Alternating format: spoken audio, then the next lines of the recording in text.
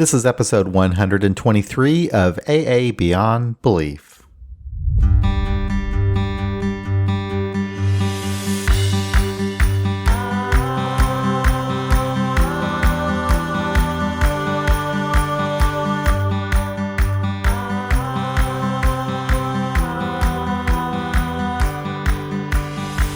Today's episode features a recording of the anniversary celebration for the We Agnostics and Freethinkers groups in Kansas City, Missouri.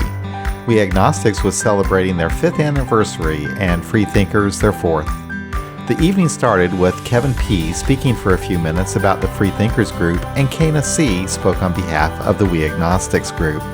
This was followed by the featured speaker, Joe C. from Toronto's Beyond Belief group. It was a fun evening, and we're grateful to Joe for taking the time to do this. Everyone enjoyed meeting him, and his talk was excellent.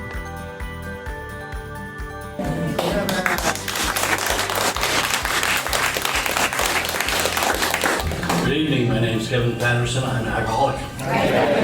I use both my names because I'm officially out. To my fellows in AA, that my last name is, I always use it. Not at level of press, but do otherwise. But Freethinkers was a rip-off of We Agnostics. And there were two other gentlemen with me that the three of us, Richard Wright, had found a group, had been told about a group of agnostics meeting over at the UU Church. And I wasn't sure that he was telling the truth until I never heard of that. And it came at a time when I was disappointed with my home group. I was tired of being harassed for the crosstalk with the crosstalk about being an atheist. And we walked in, and it was everything that I was looking for in a group. It was secular, and it was very intellectual, and it was very warm and friendly and inviting. So since they were on, the only nights they had were Tuesdays and Thursdays, and then they did have the Sunday meeting, they were having that. And then one other one, Friday hadn't started yet. So I thought, well, why not start a group where we have a Monday and Wednesday? So we found a church, which is hard to do, is to pitch a church for an atheist meeting in their basement. This particular church, the other churches would either not get back with me, or they would tell me that no, thank you. So I had several churches turn us down. And this church was just the opposite. They were one of the last ones I called. And they were very, very welcoming, and I told them that we'd be agnostics and atheists and all sorts of in between. And they were cool with that and very, very receptive to it. So we ended up in the Undercroft, not the Undercroft, it's called something else, Old English, of their, what it is, it's their basement. But it's a nice space. As usual, we're in the basement. And I believe it always points it out. You mean the church? Yes, we do. But it's a very comfortable space, and it's right across the street. So come visit some night and see what we're up to. And I'm amazed to see this many people out here and recognize most of you, and that is great that we've all come out, and as two groups, and the secular community in Kansas City obviously is growing. So thank you much. Thank you.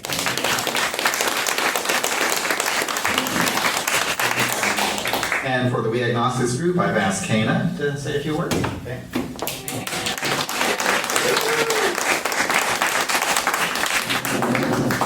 Hello. Yeah, you can hear me. My name is Kana, and I'm an alcoholic. Hey, Kana. I only started going to meetings about a year and a half ago, officially a year and a half ago yesterday. And when I decided, to Google AA to figure out, just to do that, and they had like locations, and the first one that showed up was We Agnostics, and I didn't really think about what it would be like to go to a regular AA meeting because I'd never been and I didn't know what it was like, and I didn't realize how religious a lot of that, like I read the traditional steps and I was really surprised by how much God talk there was in it. And so I was fortunate enough to just happen upon this. And I've been to a few other meetings at, traditional places, but other than that, I've really just been to these, meetings. And it's been, I know almost everyone in this room, and so I don't really need to tell you much about our group. But it's been great, and I mean, it's been everything that I've looked for and more, and everything I wanted and more in a group, and it's just been really great. And I've been fortunate enough to be leading a meeting for about a year and 3 months now, and it's and that if anybody wants to start leading me, just let me know. It's been a great experience, but it can be a bit much sometimes. But, continuous service. But I am just so pleased that we have all these wonderful people, and that we've pulled off this party, and that all of you come to celebrate it. And I will leave it at that. Thank you.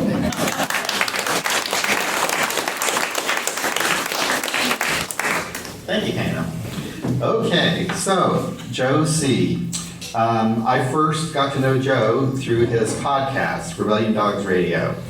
And I don't know if anybody that I've met in the secular AA community had more of an impact on my journey as an atheist in Alcoholics Anonymous than did Joe. I remember in some of Joe's podcasts, he would talk about the importance of service in AA. And I didn't know anything about that. I've been in AA for 25 years. I didn't know anything about their service structure or anything, but he would talk about it. And one thing in particular I remember him saying, he would talk about the importance of being good stewards of Alcoholics Anonymous. And I'd never heard of that before, but it kind of hit me that, this is a fellowship that means a lot to me. And I have some responsibility to be a good steward for it. So yeah, and I'm not the only one he's influenced. There's been many, many, many people who have benefited from the things that Joe has written and said, and it's just really great to have you here, Joe.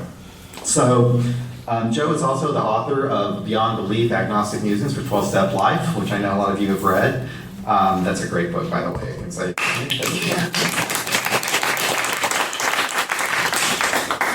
you can tell a person who wrote that book is pretty smart. There's a lot of fancy quotes in there. Anyway, I don't think I'm going to take up any more of Joe's time. Please help me introduce Joe C. I'm going to go ahead and start the time. Joe.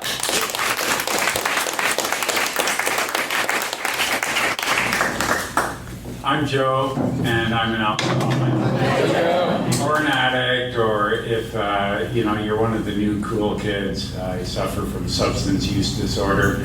But none of those things I feel a stigma about. You can call me a dipsomaniac, inebriate, a drunkard. But because I've come to being in AA, know who I am.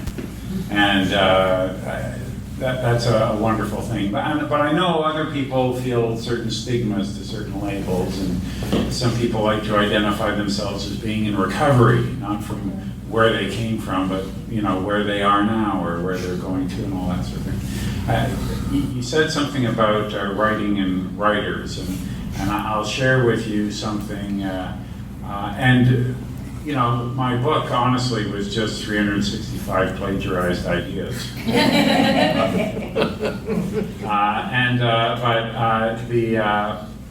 A course I took on writing, the instructor said there has never been a great writer in the history of the English language, but there have been a few. A handful maybe of good rewriters, and all of those good rewriters have editors and influencers and people that review their stuff Lisa, who traveled with me, her name doesn't appear in the book in any way, and I don't mean to embarrass her at all, but I had two editors. One was, which few people know, was a Sunday school teacher, and the other was such a materialist atheist that, what is this spirituality? What are you talking about? The non-material. What is the non-material? So one is there, and one is Noah's Ark, right? Okay, and so each daily reflection, if the book had been what I started my journey on, it would have been a chip on the shoulder, oh yeah, to heck with you and your God and the cloud he rolled in on type of book, right? It would have been my therapy. But it grew to something else. And so it had to meet both of those editors' approval to make it in the book. And if I couldn't fix it to meet both of those standards, it didn't go in. But Lisa lives with me. She's no cheerleader, she's a lawyer. And, so she has a very analytical mind. And she would review these things. And she was very good at going, here's one of the lines I remember the most. Joe, you wrote this, blah, blah, blah, blah. Mm-hmm. Pretty poetic, eh? Well, Joe, you write it as if it's a fact. Yeah. Is it? I don't know, right? It was a truth to me, but, some of the things I know to be true are correct. And then there's the rest of them, right? And so it was punishing and helpful, right? And sometimes you go, this just doesn't work. I go, okay, well, how do I fix it? That's your job. And I remember one time, she was busy, she's got a life, right? But she said, I've got some time, do you want me to review a couple of your daily reflections? I said, not tonight, honey, I'm not feeling strong enough. But, nothing happens in a vacuum, right? Nobody starts a meeting by themselves, because it's not a meeting until somebody else shows up. And everybody had helpers, and every meeting, every book, every podcast, had, there was a path, right? And the on button goes on in the middle of that story, right? And so there's sort of the story of the story. But that wasn't what I was going to talk about. I wanted to tell you that I got sober what feels like a long time ago in a galaxy far, far away. Because there were times in my journey that I felt like the AA I knew wasn't here anymore. It didn't exist. I felt like a stranger in my hometown. And it wasn't a galaxy far, far away. It was Montreal. And that, isn't that far from Toronto where I live now. It's like a 5-hour drive. Culturally, it's quite different. It's more of a sort of European kind of city than Toronto is. I describe Toronto as a, thank God it's Monday town. People love what they do for a living. It makes them very important. And, if you ask them what they do, they will tell you what their profession is. Or if you're in Vancouver or in Montreal and you ask someone what they do, they'll tell you what they love, right? I'm a gardener, I'm a sailor, I'm, a skier, they don't even think about what they do to make a living and feed the kids and all that sort of thing. So culturally, Montreal and Toronto are different places for sure. And so the meetings, of course, are going to have a different flavor, just regionally. And also, the time I got sober, it was, disco. So, don't hold me responsible for that. But, that's what was going on. That was the scene, in sort of, mid-70s AA is where I sort of came here. And, I didn't think I had a problem and quietly research Alcoholics Anonymous and go myself. That's, again, people's first day of sobriety is maybe where you press play and the story begins, but there's a whole story behind that story too, right? And, you all come from families. You shake any family tree, one or two drunks fall out of the tree, the family tree. And I wasn't the first AA member in my family tree, so I'm like a second generation AA. And I've got, cousins and siblings and others that are in AA where we weren't great drinkers in terms of, drinking like gentlemen and ladies, but, many of us have found the room. So, I knew of AA before I considered AA for myself. I wasn't living with my mother at the time. I was still a teenager when I was sort of hitting bottom. But when she joined AA, she was really annoying. I mean, she came to it from Al-Anon. Her second husband, she was going to get him sober. And, that was her thing. But, they seemed to cry a lot in the Al-Anon meetings and laugh a lot in the AA meetings. What's going on in there? And then she started identifying with those stories more. And not that, she didn't have an Al-Anon side to her, but she came to understand that she too was an alcoholic. And so she was, she came to AA trying to sober up somebody else. And, so she figured she was pretty much an expert on getting people sober. And, we're a notorious family of two-steppers, admitting I'm an alcoholic, and so are you. And let's do the 20 questions again, because denial isn't a river in Egypt, And, can we just talk about those 20 questions, please? Those John Hopkins 20 questions. Like, I was in high school at the time. And to tell me that, Joe, if you get 3 out of 20 of these right, you go on to the next grade. That would have been great, but that's not how the world works, right?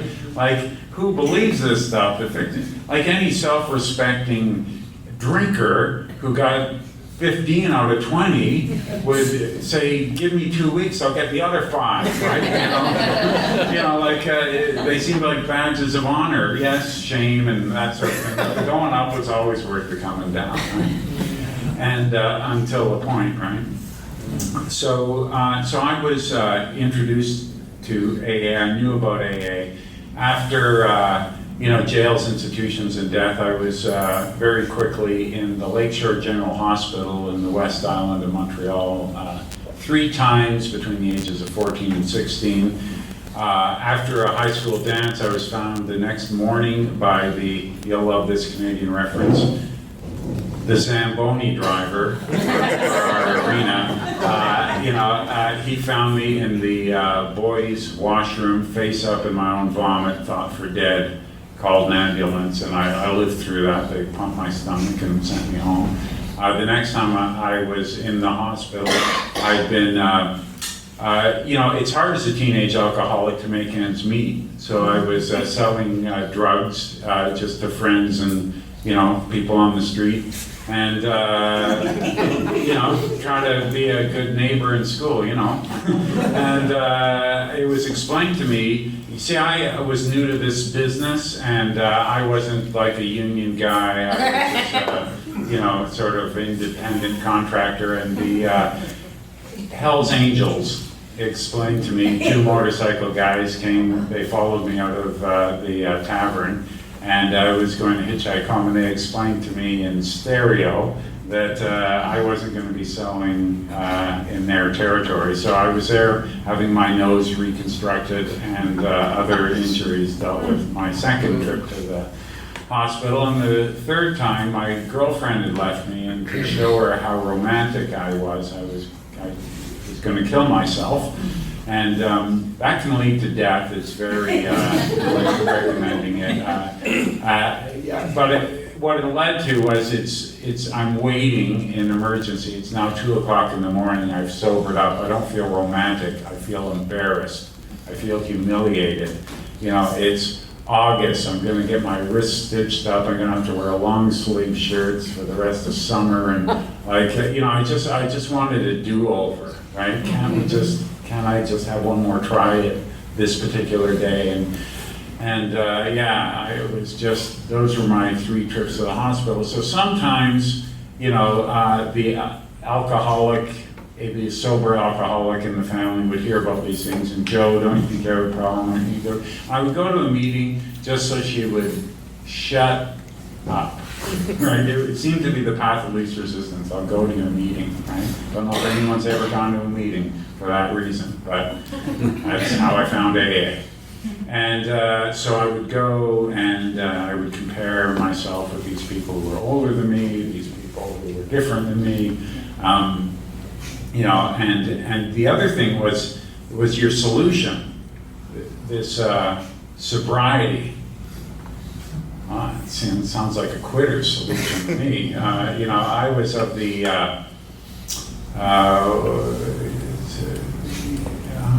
Thomas Edison approach. He invented the incandescent light bulb, of course, and after 10,000 times of failing to create the incandescent light bulb, so it hadn't been done, no one was sure it could ever be done. He was interviewed by a journalist. History would show it would take him 4,000 more attempts to create the incandescent light bulb, but he was interviewed by this journalist who said, "How does it feel, Mr. Edison, to fail 10,000 times at one single experiment?" And his attitude was, "Young man, you're young, you're a skeptic. I haven't failed 10,000 times. I successfully found 10,000 times it will never work." and so that was my attitude about finding a way to get the benefits of drinking without suffering the consequences. That it was just, you guys all quit at 10,000 bad experiences, and I was going to punch through and find it, right? And it didn't work out that way. But so I didn't want what you had. If you want what we have, no thank you. Nothing personal. But it just, sobriety seemed like a provisional life, right? Like an asterisk, right? It didn't seem like a James Bond kind of, adventure, right? I was gonna try to find the way to, for someone like me who's really a heavy social drinker with bad luck, to just sort of, win at the casino, right? So I would, hanging around my mother's place, not a lot of fun. "Joe, are you still drinking?" "Yes, just a little." "What's a little?" Blah, blah, blah, right? Ruins the whole day, just there for dinner. And so I remember I went over and she said, "So, Joe, you still drinking?" I said, "No, I quit." And she knew I was lying. I knew I was lying. But I could see no one taught her the rebuttal, or "No, I quit." Right? So she gritted her teeth and we had dinner. And so that worked for 2 or 3 times in a row. And then next time, "So, Joe, you still drinking?" "No, quit. Thanks for checking in. Yeah, it's been going great. Hope you're doing well too." And she said, "Fantastic." "Fantastic? Uh-oh. Why?" "Well, remember your cousin Elaine?" And yeah, I love Elaine. Elaine was a day and a month older than me. Never let me forget it. Now, when you're on the other side of 50, of course, that's not wonderful. But, when you're a teenager, that's everything, right? It's that sort of unbeatable, thing. And so how's Elaine? Not good. She lives in Scarborough, a suburb of Toronto. And she's been in and out of group homes, the psych ward. She's a teenage prostitute. She's on drugs. She has a drinking problem. She wants to come to Montreal and quit drinking. That's how my mom explained it anyway. And And Joe, you've been to AA, yeah. Could you take her to a few meetings and be a power of example? Yeah, totally. You know, yeah, sign me up. How complicated could that be? Right? You know, and yeah, live and let live, sure. Yeah, easy does it. I'm ready. One day at a time. Let's go. I mean, that's the one. And so I was bringing her to meetings, and I joined a group to be a power of example. We went to a meeting a day because she drank every day, and you know, I was making coffee at this group. I was saying I'm Joe and I'm an alcoholic, but teenage alcoholics and lying just go hand in hand. It's a survival technique, right? You don't walk into the bar and say, I'm 15, but I'm really thirsty, can we work something out? You act like you own the place and you're gonna fire this guy if he doesn't get you a drink right away. And you know, you just sort of fake your way through it. So in AA, I'm Joe and I'm an alcoholic. Look you right in the eye, right? Easy peasy, right? Just another day at the office for me. I didn't mean it, I wasn't admitting anything, I was just fitting in. I was hiding out in plain view because I saw what happened to the people who put up a bit of a fight. You surrounded them in the corner, you know? And so I was just sort of float through here with telling everybody what they wanted to hear. And so this was me being a power of example of sincerity. You can fake that, you got it made, right? You know? But it's all I had, right? And what happened? You see, I wasn't going to, like I tried getting sober for myself, didn't work, right? I tried for people I loved, didn't work. Tried for goals I wanted to achieve, didn't work. But the core of it was step one was not drinking for the rest of my life. That seemed a little harsh. But is the rest a lot easier? No. The rest takes a lot of integrity.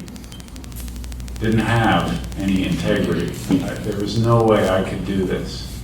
And the difference between helping my cousin get sober and me getting sober was I identified her as a life worth saving. And I didn't feel that way about me. You know, dying a tragic alcoholic death seemed more fitting for me than living sober.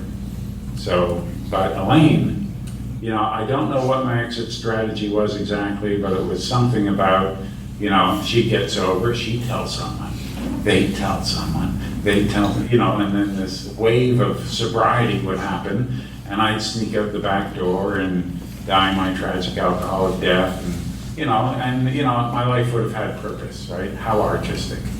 And that's what I was signed up for. But I got invited to a young people's conference, and people talked my language there. It was like they just talked about addiction and recovery in a different language, right? And it spoke to me. You know, they were starting bands or getting back in their bands or going on trips and doing things that all of a sudden, maybe this wasn't a provisional life they were living. Maybe they were actually getting more out of camping trips than I was, just being hunched over at the campfire, you know, only caring about how much beer there is left, right? They're doing all sorts of adventure hiking and camping and things like that. And I go, well, that could be kind of cool. And so I kind of got sober that way. So what I'm saying about that is that was the AA I came into. And no one said, Joe, you can't help her until you've done the 12 steps. They just said, how are you doing? How's Elaine doing? Great. Are you going to a meeting tomorrow? You want to ride? We'll pick you up. Right? And so it was, I mean, Montreal's kind of, you know, they would, you know, like, the big book was there at every meeting. And we knew someone read that book, and it was probably pretty good. Didn't know who, but, you know, there was no reason to think it wasn't a perfectly good book. No one quoted it. There weren't big book meetings. in the AA that I got into, we had speaker meetings, we had discussion meetings. There would be meetings where people would read something. It would be Living Sober, which had just come out. You know, and why would reading a book about dead alcoholics be more inspirational than people who are still alive today? And Living Sober was 40 years of AA's collective experience, and the other one was the first 4 years, probably a great historical document. But, you know, we would choose Living Sober. We would read from Grapevine. We would read from Came to Believe. These were just newer things. And it wasn't anti-big book. It wasn't part of the AA culture that I grew up in. And when I went from there to getting a summer job that kept me in Calgary for 5 years. I mean, you know, my friends of the Islamic faith will say, man makes plans and Allah laughs. And I planned on going to Calgary for the summer and going back to university. I got offered a management position and ended up staying out there for 5 years. So I got, you know, involved in young people's and the general AA population out in Alberta, and I traveled a lot. So I got to see AA in a lot of different communities, small towns, rural AA, urban AA. And then I moved to Toronto, and Toronto was a different, like I told you about the cultural difference between Montreal and Toronto. But in the young people's community, it was still pretty sort of rebellious, pretty non-conformist. You know, we would have young people's conferences called Stark Raving Sober. Right? You know, it wasn't like a quote out of the big book or any book. It was just something we thought up, right? You know, do it sober, A-E-H, right? You know, sort of, you know, like, and, you know, we hand out those flyers at the area, and they knew there was something nefarious about what we meant by do it sober. But they didn't know what it was, so they took the poster to their meetings in case someone wanted to go. And so we kind of like sort of, you know, we doing it our way, right, was kind of the thing. And then I outgrew that, and, you know, I'm getting into mainstream AA, and people in Toronto today, or maybe anywhere in AA today, would be shocked that I was sober 10 or 11 years before I ever owned or read the big book of Alcoholics Anonymous. And, well, weren't you in AA, right? You know, like is AA the book? Is AA the steps? Is AA the meetings? I don't know. I mean, there isn't a skill testing question, but it's a matter of opinion, isn't it? And and why did I ever read the big book? Because they had big book meetings in Toronto. And when I was sober 10 years, someone gave me Pass It On as a present for my 10-year anniversary, and which is a history of Alcoholics Anonymous, which I read. Because there was something very different about me at 10 years sober from when I was like 10 days or 10 months sober. I had, what do you call it, an attention span. I could read a book. Like when I was new, I couldn't get through a pamphlet in one sitting, right? It was, oh, I should put another record on. Oh, I wonder if Sally likes me. Oh, where am I going to go this weekend, right? Like I couldn't get through a whole paragraph without going off somewhere else, right? It just, you know, if my sobriety was reliant on reading 164 pages of anything, maybe I would have made it. I don't know. I wasn't put to that test, but I became sufficiently interested in the book Alcoholics Anonymous from the history of Alcoholics Anonymous that I got one and read one and said, hey, this is a cool idea here in this, like I'd done the steps, but the idea of like doing resentments first in step 5, I go, that's great. That's like doing someone else's inventory. Here's all the people that piss me off, man, you know, like give me another page. You know, let's go, right? You know, Give me a couple more days. I don't want to leave anyone off this list, right? And I thought that was, crafty and brilliant, right? So I saw a lot of good in it. And about the language, like I would read how it works if I was asked to at a meeting, but remember, I'm the guy who's just trying to win your approval, right? I would read it like it was a script to a play. I was playing a role. God could and would if he were sought. How was that? Right? It didn't matter what the words meant, right? Just how was the delivery, right? And that's, where I was at in AA. When we were in Hamilton, and John and Greg joined us in the secular Ontario AA Roundup, something we do every 2 years. It was our second year. Thanks for coming. It was just great. But you were in a panel about the steps with Jeffrey M., who wrote a book called Getting Sober Without God. Now, he has an interesting take because he's, has a millennial mentality, but he's not immersed in our community. He's not trying to placate to all of the different, raging atheists and the somethingists who, there's something, I just don't want to call it, So he just wrote it in his own language, right? That made sense for someone his age in a liberal society, what, getting, into addiction is like and getting recovery is like. And it's a great book. And you told the story of being brought into this 12-step big book AA, and it was, like you had two choices, right? Put up a fight or save your life and fit in, right? And would I have done that? I bet I would have, right? Take other people through the steps. Tell them you gotta get on your knees like the original Honda did. Did they? We'll get to that. But, but there was a lot of mythology about that, about there was something now called watered down AA. Never heard of that when I got sober. Every sobriety was good sobriety.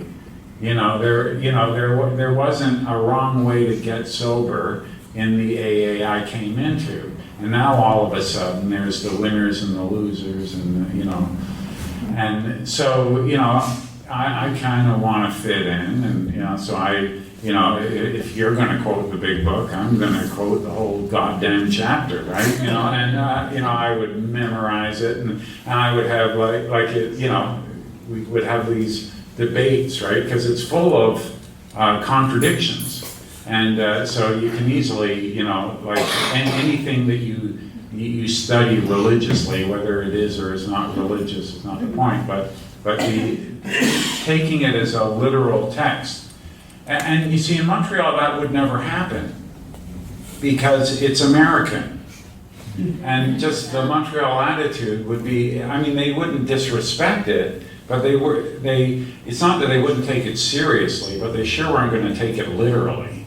That's just how they are, right? And it's a great program, and they have add a little je ne sais quoi to it, and then you have Québécois AA, right? And there was never any insistence on exactly, as it was laid out in the big book, blah, blah, blah, right? And so I felt like I didn't belong in AA anymore, because all these people, are talking about their sponsor, and how these 4 generations of AA members walked each other through the big book, and that's how they got sober. And okay, Joe, tell your story. Well, not my story. I only got one story. I'm, not going to go that far to try. By this time in my sobriety, how was I doing? Well, when I got here, I needed your approval, and I was willing to do anything to get it. Now, I wanted your approval, but I wasn't willing to do anything to get it. I found my value somewhere along the way in working through the steps, and I knew what I was willing to take a bullet for, and there was a line that I wouldn't cross most of the time, right? So I really, I got involved in service because they don't read the big book over and over at the district table and, in our hospitals and institutions. And the further you go in service, the more secular it gets, right? They only mention God once in the traditions, never in the concepts. So, it's no one's turning it over at PI. Everyone's who's going to go to this meeting and who's going to go there, right? It's roll up your sleeves, right? It was a more interesting conversation, and it was helping keep me sober. And then when I studied the history of AA, I found that I wasn't such an outsider. Because what's the classic story of how AA started, right? It wasn't because Bill got sober. That isn't the beginning of AA. Whose sobriety date is the founding of AA? Dr. Bob. Dr. Bob, the second one. And Ebby before him. But we write out of history the ones who didn't make it to the finish line, which is unfortunate, And and what was the story of Bill even meeting Bob? Bill had this white light experience, but he's in Akron now. He's thirsty. His white light experience isn't helping him. He needs another alcoholic to talk to. And he went to talk to Bob, not for Bob's salvation, for his own. And who was the only one of those two men who never had a drink after those two men met? Bill, not Bob. Bob would get sober and sober up more AAs than any of the early AA members, but this was AA's story. And I thought, well, that's kind of how I got sober, right? I didn't have 12 steps to share with Elaine, my cousin, right? It was eyeball to eyeball, alcoholic to alcoholic. Our currency was experience. That happened to me too. That happened to me too. And what do we do about that? I don't know, let's go ask so-and-so. That was what AA was. It was the language of the heart. It was, an oral tradition. It wasn't codified in any way. This is something you don't see that often, is me picking up the big book to read from it when I'm speaking. But I'm reading a copy of the manuscript of a book called Writing the Big Book, The Birth of AA, by AA historian by the name of Bill S.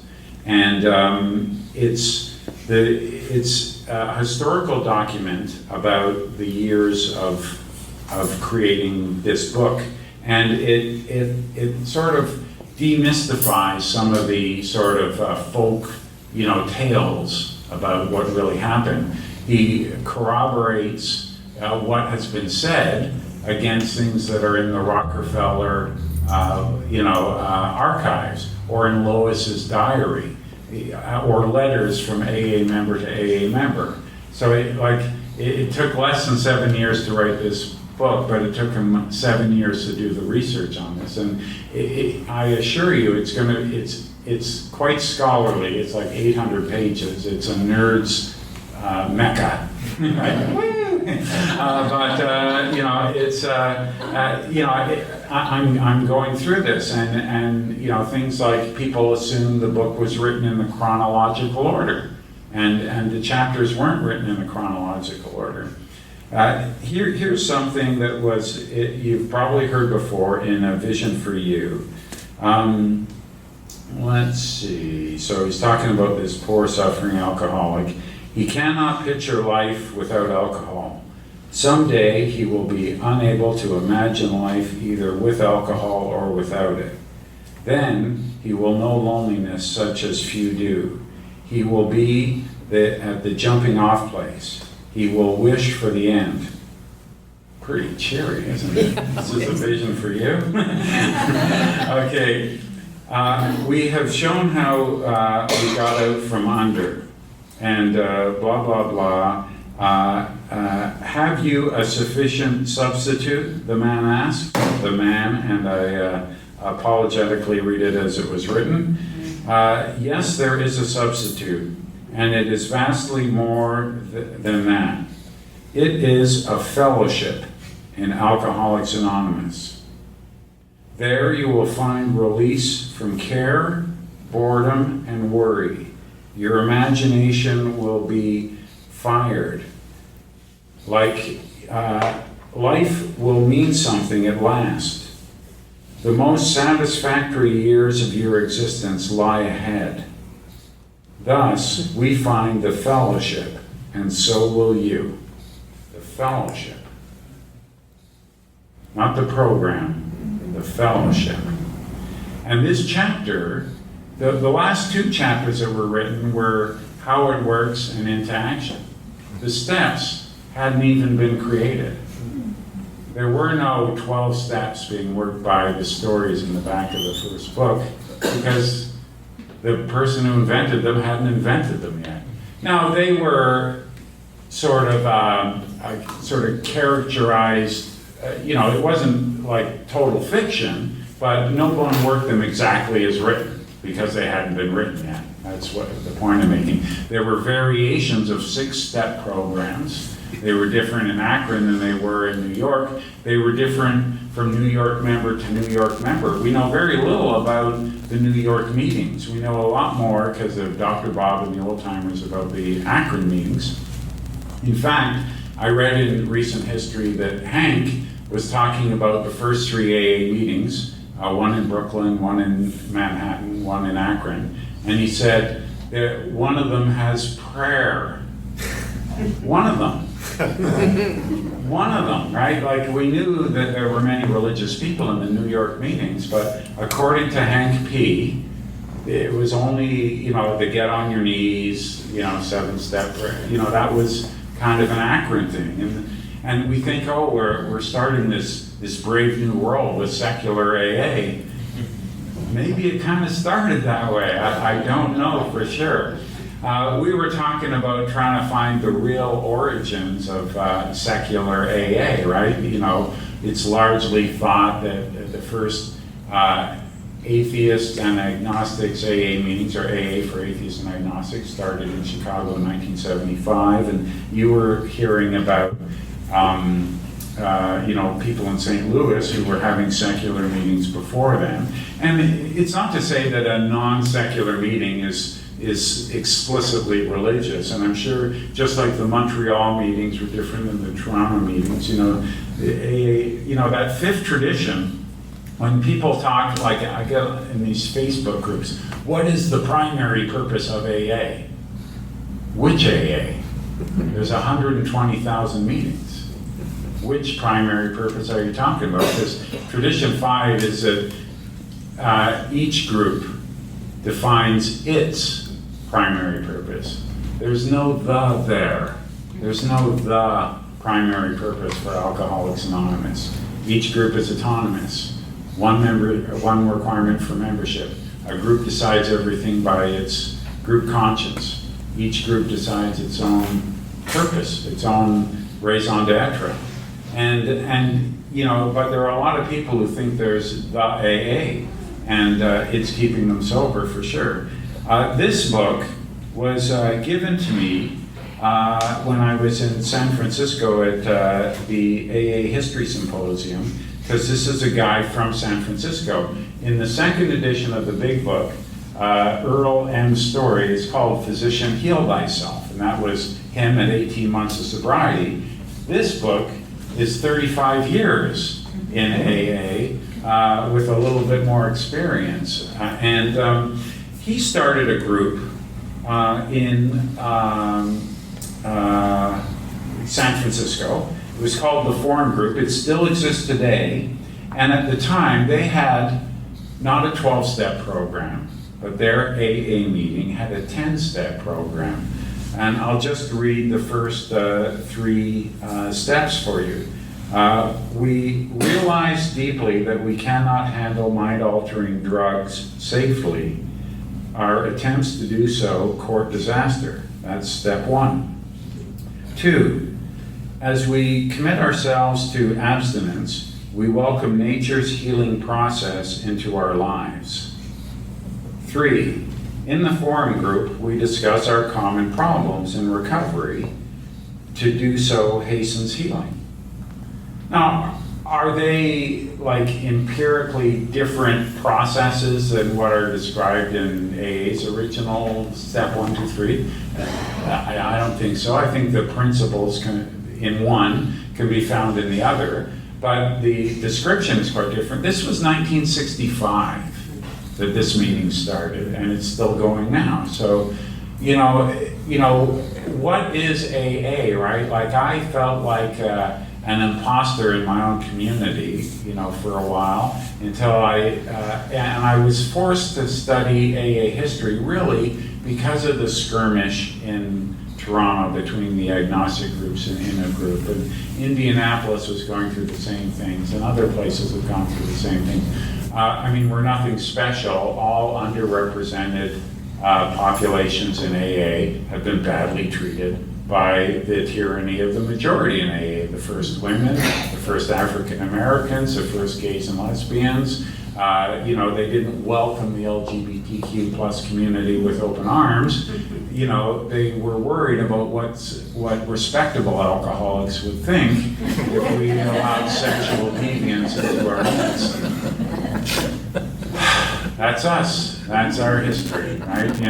And it's not an AA peculiar problem, but AA doesn't transcend the community we come from, does it? I don't think so, anyway. And so, my AA journey has been like an individual journey. Everybody's AA journey has been an individual journey. And someone was asking about all these secular groups. How are they doing? Are they the new AA? Well,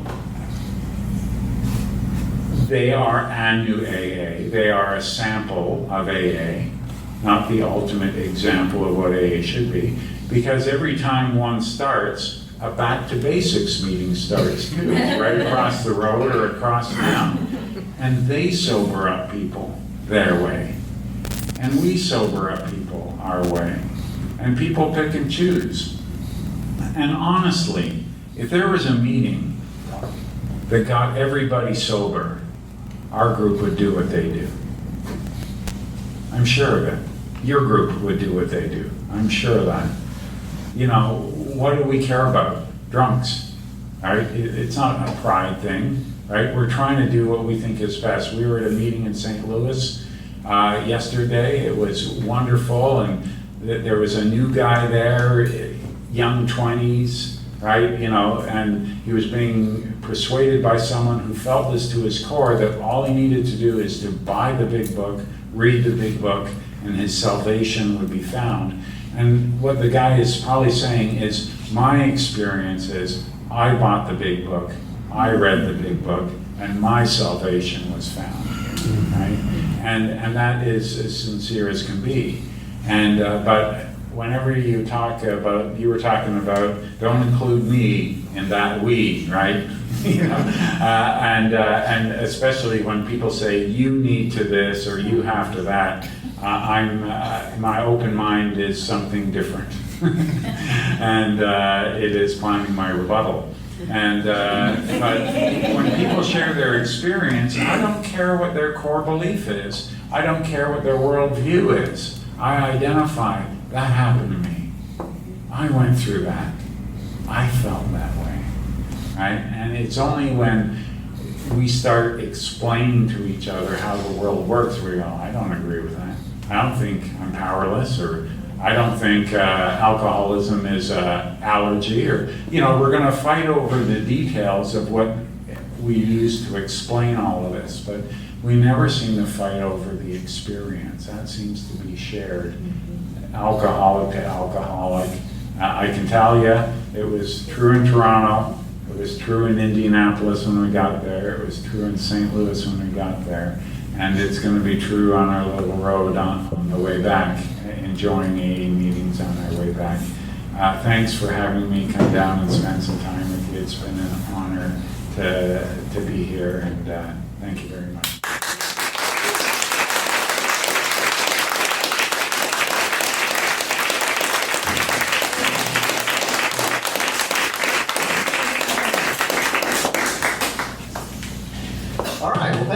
much, Joe. I appreciate that. Yeah. So we have a place till 10 o'clock. There's more food. Joe's here. Chat with him. So party continues. Thanks, John.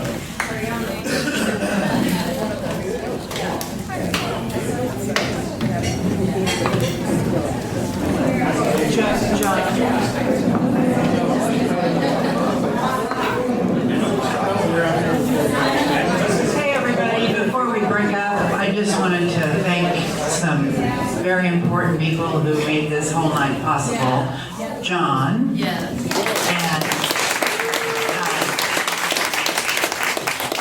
And Emily.